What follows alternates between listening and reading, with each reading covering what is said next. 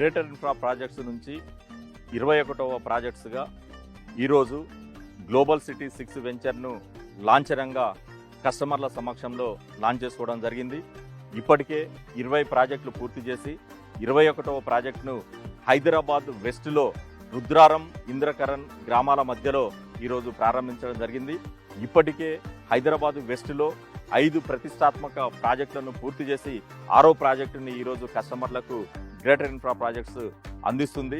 మరి ఈ హైదరాబాద్ వెస్ట్ అనేది ఇన్వెస్ట్మెంట్ పర్పస్లో బెస్ట్ హైదరాబాద్గా నిలవబోతుంది.